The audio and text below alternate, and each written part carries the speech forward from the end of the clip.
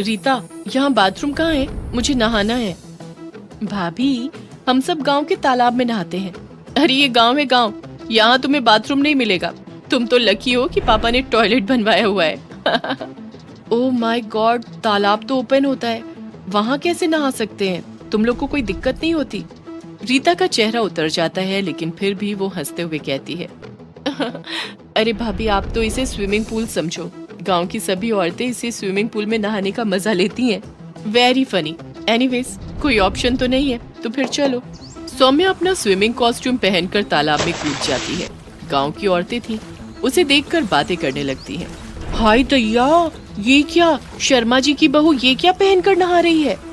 गौरी भाभी, शहर के चोचले हैं, तुम न समझोगी। अरे भाई, नहाने के लिए कपड़े तो उतारने ही पड़ेंगे। तुम लोगों ने भी तो नहाने के लिए कपड़े उतारे हैं। हाय रीता, बहुत मजा आ रहा है। तालाब का पानी तो काफी फ्रेश लग रहा है। मुझे भी नहाना है भाभी, मैं भी आती हूँ। रीता नहाने की तैयारी करने लगती है और बाकी गांव की औरतों की तरह अपने शरीर पर एक कपड़ा बांध देती है। ये क्या, तेरे पास स्विमिंग कॉस्ट्यूम नहीं है? मेरे बैग में एक और कॉस्ट्यूम रखा है, तू उसे पहनकर आ जा। छी छी, मैं ये नहीं पहन सकती भाभी, मुझे तो बड़ी शर्म आएगी। कमाल है, तू बिना कपड़ों के नहा रही है तो तुझे शर्म नहीं आ रही है, और कपड़े पहनकर नहाने में शर्म आएगी। वाह वाह, तुम गांव वाले। ओके। जमींदार साहब का लड़का अपने दोस्तों के साथ बैठा हुआ गांव में नहाती हुई औरतों को देख रहा था। क्या बात है, लगता है हम लोग परिवेश में पहुंच गए। सामने परियां आ रही हैं। विमलेश बाबू, ये लड़की कौन है जिसने स्विमिंग कॉस्ट्यूम पहना हुआ है? अरे शर्मा जी की बहू है, शहर की छोरी है। क्या बात है, आज हम इसका ही वीडियो बनाएंगे। गांव का तालाब विद शहरी तड़का। रीता, वो लोग कौन है? बड़े आवारा लग रहे हैं। मुझे लग रहा है कि वो हम दोनों का वीडियो बना रहे हैं। छोड़ो भाभी, ये रोज की बात है। ये जमींदार का लड़का है जो अपने दोस्तों के साथ रोज यहाँ आता है। इसे मजा चखाना ही होगा। कल इसका नशा उतार लूंगी।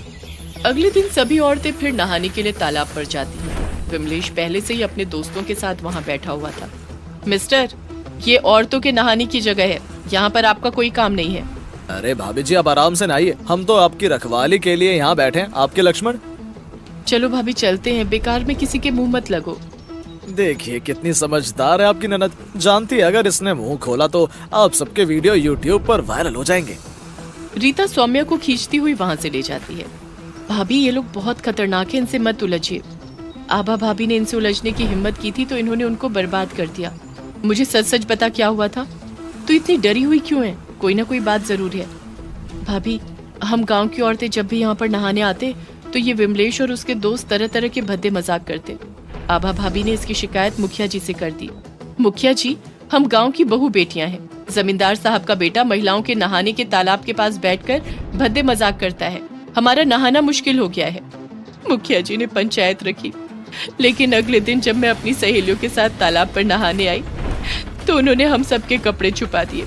कपड़े ढूंढने के लिए जब हम पानी से बाहर आए तो इन्होंने हमारे एमएमएस बनाए और विमलेश ने मुझे धमकाते हुए कहा। देख रीता, कल पंचायत में जब मुखिया जी पूछेंगे कि तुम लोगों को हम लोगों के औरतों के नहाने के तालाब के पास बैठने में कोई परेशानी नहीं है तो ना कह देना, वरना ये सारे वीडियोस वायरल कर दूंगा। कहीं मुंह दिखाने लायक नहीं रहेगी। ठीक है, अब तो चिंता करने की कोई बात नहीं है।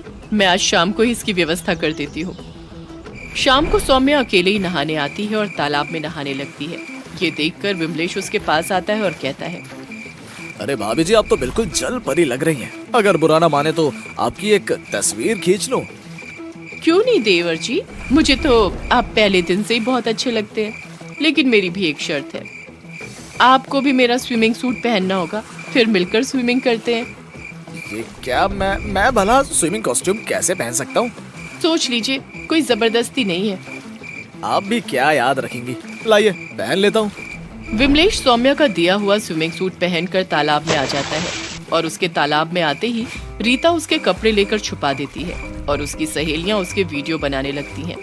ये क्या बदतमीजी है, मुझसे पंगा लेना बहुत महंगा पड़ेगा। विमलेश भैया, औरतों का स्विमिंग सूट पहनकर आप बहुत अच्छे लग रहे हो। अब ये फोटो तो हम भी वायरल करेंगे। तू अपनी मौत को दावत दे रही है रीता। तू जानती नहीं मैं कौन हूँ और क्या कर सकता हूँ। गांव की औरतें मुखिया जी के साथ बाहर निकल आती हैं। क्या हुआ विमलेश बाबू, आप तो शर्म से गड़े जा रहे हैं। चलिए ना, मेरी फोटो लीजिए। और एमएमएस नहीं बनाएंगे? रीता, जरा यहाँ विमलेश बाबू को एमएमएस बनाने में मदद तो कर।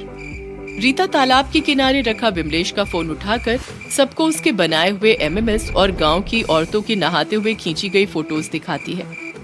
बताओ विमलेश, तुम्हें क्या सजा दी जाए? मुखिया जी, इसकी सजा ये है कि आज सबके सामने अपनी माँ का इसे एमएमएस बनाना होगा। तब जाकर भैया को समझ में आएगा कि सबकी माँ बेटी एक बराबर होती है। मैं बहुत शर्मिंदा हूँ, आप सब मुझे माफ कर दीजिए।